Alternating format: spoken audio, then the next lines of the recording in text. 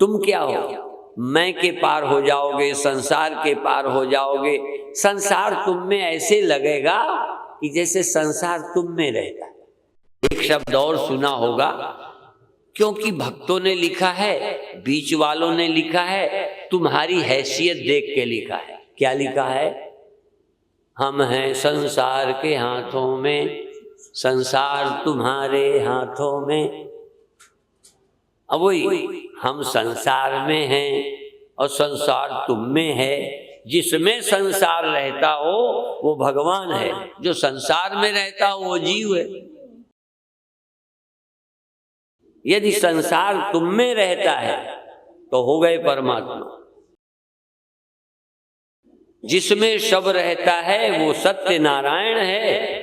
जिसमें तुम रहते हो, यदि तुम भी सत्य नारायण, तुम्हारा सत्य नारायण का रिश्ता जीवो ब्रह्मैव ना परा। यदि तुम वही हो जो पहले था और अंत में रहता है, यदि तुम वही हो जो आज सच जुगाद सच है भी सच नानक। अब बताओ ये सत्य कहाँ डूब जाएगा? जब भी कोई उभरेगा उस सत्य में सब प्रकट हुए, उस सत्य में रहे और सत्य में समा गए। ये शरीर के ही लिए वाक्य नहीं लागू होता, और जगह भी लग सकता है कि थोड़ा सा बोलूं, पूरा बोलूं तो पंचभूतों के शरीर के लिए लिखा है। पंच तत्व ते तन रचो जानो चतुर सुजान। ये कह के जब बोलेंगे तो जाते उपजय नानका लीनताई में मान। पर यदि हम पहले की लाइन छोड़ दें, इतना ही भर कहें, जाते उपजय नानका लीनताई में मान। जो चीज जिससे उपजी है, पंचभूतों से हो, चेतन आत्मा से हो, ज्योति से हो, एक नूर ते। हाँ, यदि नूर से जग उपजा तो समाएगा कहां? जाते उपजे नानका लीनता ही में मान। ये संसार उपजा है, रहता है और लीन हो जाता है। यतो वा इमानि भूतानि जायन्ते येन जातानि जीवन्ति यत् प्रयन्ति अभिसंविशन्ति तद ब्रह्म तद विजिज्ञासस्व। जो भी उपजा है, जो भी हिंदू मुसलमान भगवान तक, कृष्ण राम तक, विष्णु तक यदि उपजे हैं तो किसी से उपजे हुए। जाते उपजत, जिससे उपजे जिसमें रहे। दूसरा सिद्धांत है, यदि मिट्टी का बर्तन मिट्टी से उपजा तो घड़ा रहता किसमें है? मिट्टी को छोड़कर अलग रहता है। हाँ, इस जमीन को छोड़कर छत पर, छत को छोड़कर पेड़ पर, चलो सब छोड़कर तुम्हारे सिर पे। लेकिन घड़ा की बनावट, घड़ा मिट्टी में ही रहेगा। एक मेरी पुस्तक है छोटी सी, देहो हमसे चैतन्यो हम तक, छोटी, हिंदी में। इंग्लिश में है body consciousness to soul consciousness. उसमें एक उदाहरण दिया है कि कई, मैं पूछूं अंगूठी कहाँ है तो लोग कहेंगे हमारे बक्स में रखी। कोई कहेंगे ये मैं उंगली में पहने हूं, उंगली में है। मैंने कहा बिल्कुल गलत है। अंगूठी न कभी उंगली में रहती है न बक्स में रहती है। अंगूठी तो सोने में रहती है। सोने से अलग करके तुम उंगली में रखो तो हम तुम्हारा चेला बनेंगे। आजकल मेरे को इच्छा हुई चेला बनूं, पर गुरु मिलता नहीं कोई। और ऐसी शर्त लगा देता हूं कि कोई गुरु बना ही नहीं पाता। शर्त लगा देता हूं क्योंकि गुरु बनाना अच्छा भी किसी को नहीं लगता। गुरु बनाने से हमें चेला बनना पड़ता है। चेला बनने से हम छोटे हो जाते हैं। इसलिए चुनौती तो देते हैं कि जैसे हम बड़े विनम्र हैं, चेला बनने को कहते हैं, पर ऐसी जगह कहते हैं कि तुम गुरु बन ना पाओ। तुम न शर्त पूरी करोगे न गुरु बनोगे। अंगूठी को सोने से हटाकर उंगली में रख लो, रख के दिखाओ। सोने से पहले हटाई लो, फिर जेब में रख लेना, बक्स में रख देना। सोने से हटाओगे तो अंगूठी होगी, हटा पाओगे? हाँ, दिखती है, दिखना बंद कर सकते हो। अंगूठी का दिखना शुरू हो सकता है, अंगूठी का दिखना खो जाएगा, पर अलग करके तुम नहीं दिखा सकते। तो जगत को भी जिस चेतन से अलग करके न कोई दिखा सकता है, दिखाएगा तो कौन दिखाएगा, कौन देखेगा बिना चेतन के? स्वप्न कोई तुमसे हटाकर दिखा दे तुम्हें, तुमसे हट जाने पर स्वप्न होगा, और हट के तुम देखोगे मेरा स्वप्न वो है। और वो जो तुम्हें अलग दिखता है ना, सांप तुमसे, तुम्हारे देह से अलग दिखता है, तुमसे नहीं। शब्दों में बड़ा वकालत की तरह है।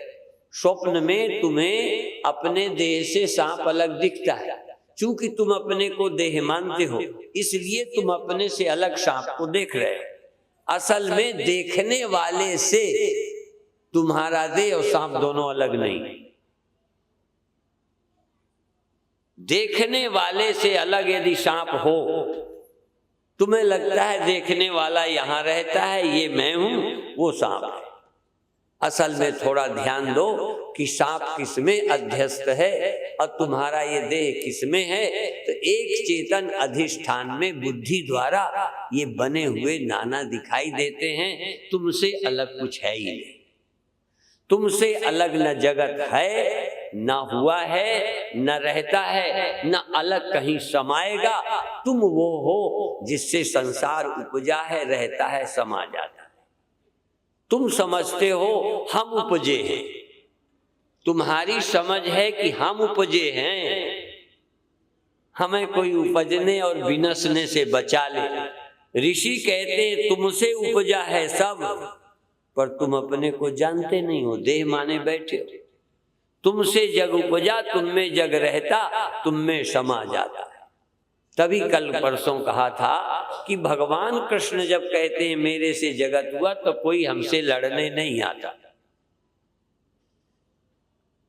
एक मान्यता दिमाग में बैठी है, एक मन ने मान रखा है कि वो भगवान है, और चलो उन्होंने जगत बनाया होगा, उनसे जगत हुआ है, वो जगत उनमें रहता है, एक अंश में उनके रहता है, जगत को विलय कर लेते हैं, ऐसा एक फेथ है।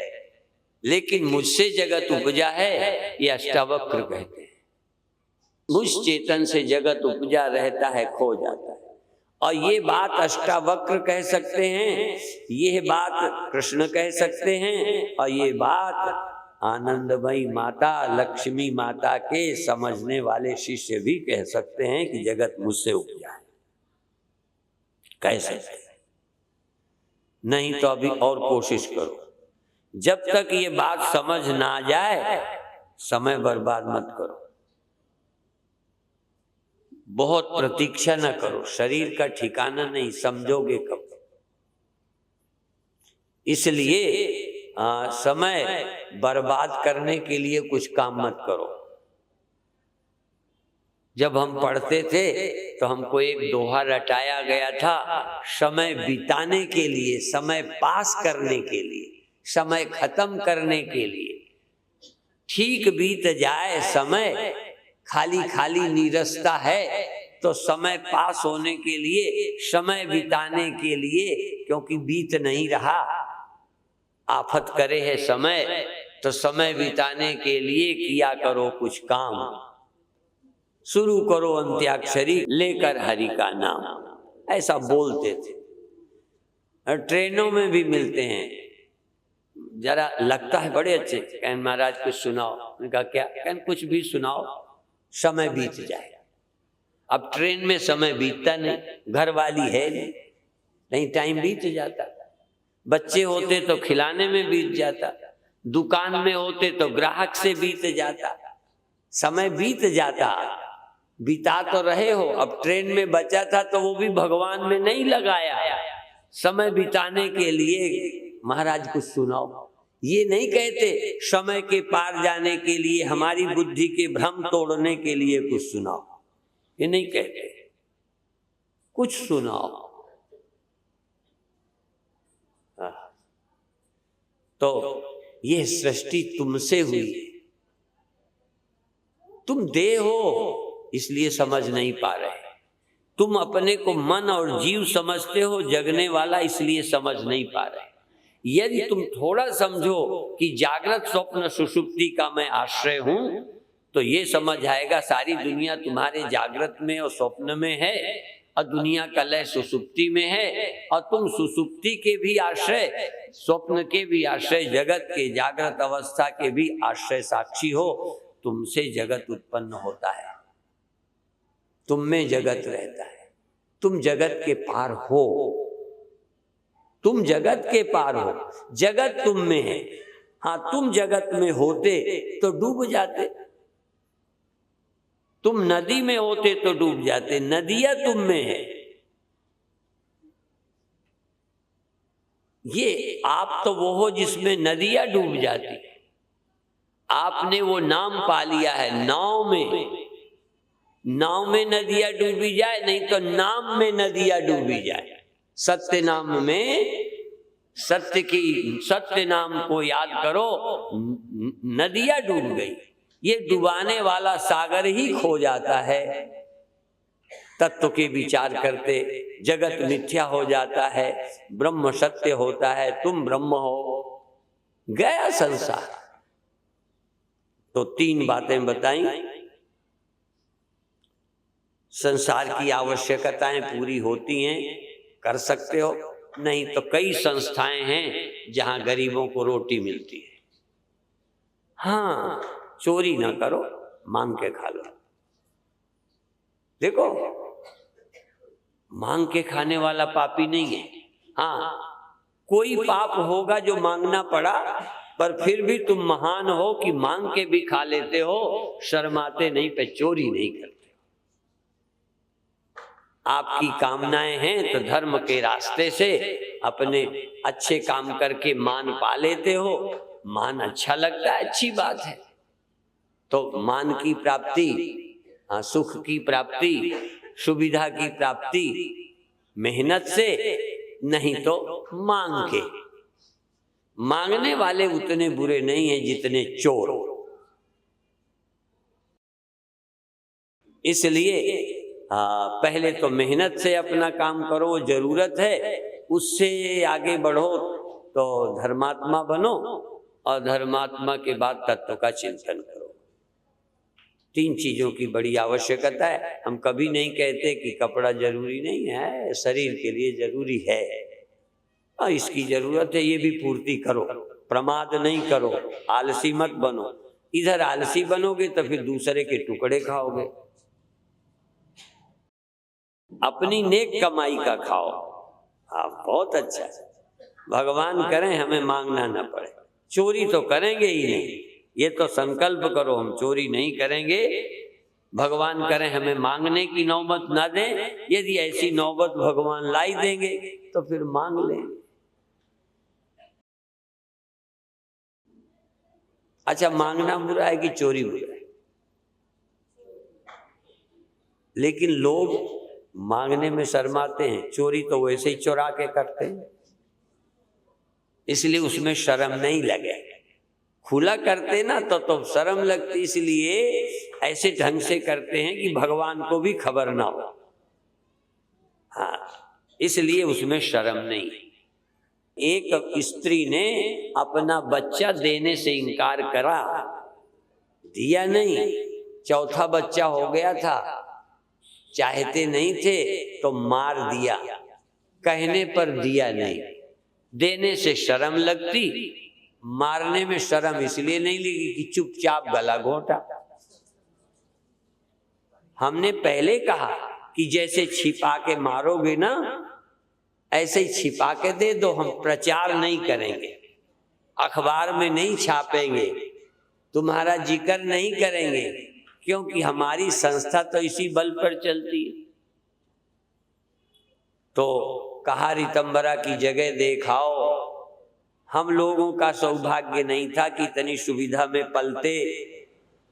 कई आज भी आधी दुनिया है जो उतनी सुविधा नहीं पाती जितना वो पाते हैं, तो वहां बच्चा दे दो, कहते हैं नहीं। देखो आदमी की अकल, मार देना पसंद किया, दिया नहीं। अभी ऐसे आदमी हैं भारत में जिनकी इतनी अकल अच्छी नहीं।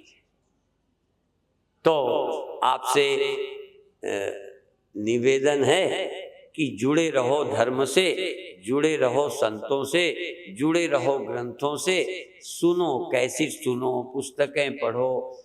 ये हमें जो ये समझा रहे हैं, कल अभी गए थे हरिद्वार कि भाई ये गीता जीने की चीज है, गीता जियो, गीता अनुभव करो, गीता मेरा ज्ञान हो जाए। जैसे ये कि सृष्टि मुझसे हुई है, ये सुना मेरा ज्ञान हो। कृष्ण जब बोलते हैं सृष्टि मुझसे हुई है तो पढ़ के नहीं बोलते। कृष्ण जब बोलते हैं तो पढ़ा हुआ नहीं है, कृष्ण को पता है सब मुझसे होता है। हमारी शुरुआत तो पढ़ने से हुई है, पर अब जो पढ़ा है वो तो सिर्फ तुम्हारे लिए एक आध श्लोक बोल देते हैं कि तुम्हारे जैसे लोग ये न कहें कि ये तो अलग कोई पंथ है, ये तो अपने को ही कहते सृष्टि हमसे हुई है। इसलिए गवाह के रूप में उन ग्रंथों के वचन दे देते हैं। हमको इसमें कोई डाउट नहीं, संदेह नहीं है कि मुझ चेतन से सब नहीं हुआ, मुझ चेतन के बिना जागृत नहीं हो सकता, बिना सूर्य का रिफ्लेक्शन बन जाएगा, बिना चेतन का चिदाभास बनेगा, बिना चेतन के सपने हो सकते, बिना चेतन के नींद सिद्ध हो सकती है। ये सभी अवस्थाएं मुझसे सिद्ध होती हैं। और अवस्थाओं के कारण जो तुम्हें जन्म मरण दिखता है, इस भ्रांति के हटाने के लिए सत्य को जान लो। इसलिए हम ये भी कहते हैं कि यदि आत्मा को भूल जाओ तो इतनी महान सारी सृष्टि तुमसे, फिर भी तुम बंधन में आ गए। और जान जाओ तो तुम्हारे अधीन सारी सृष्टि। भगवान कृष्ण हमारी तरह देह, हमारी तरह आंखें, हमारी तरह जगते, और फिर भी उनको ये भी पता है कि सृष्टि मुझसे हुई। तुम भी इसी शरीर के रहते, इसी जागने स्वप्नों के रहते इस सत्य को जान सकते हो। तो कुछ पढ़ते रहो, कुछ संशय पैदा हो तो कभी संत मिले तो पूछ लो। अब तुम पहले पढ़ते नहीं, प्रश्न कुछ है ही नहीं, तो पूछोगे क्या, फिर समझ में भी नहीं आता। इसलिए यदि जरूरी है भव दुख से छूटना। आज का विषय क्या था? भव दुख से, भव सागर के पार जाना। जो उत्पन्न होता है उसके दुख से, उत्पन्न सुख होता है, उत्पन्न सुख होता है, उससे भी पार जाना। क्योंकि उत्पन्न वाला सुख लेते हो, थोड़ी देर बाद चला जाता है, ख्याति कूदते हो, हमेशा नहीं रहते। ये न रहने वाली चीज को पाने की इच्छा।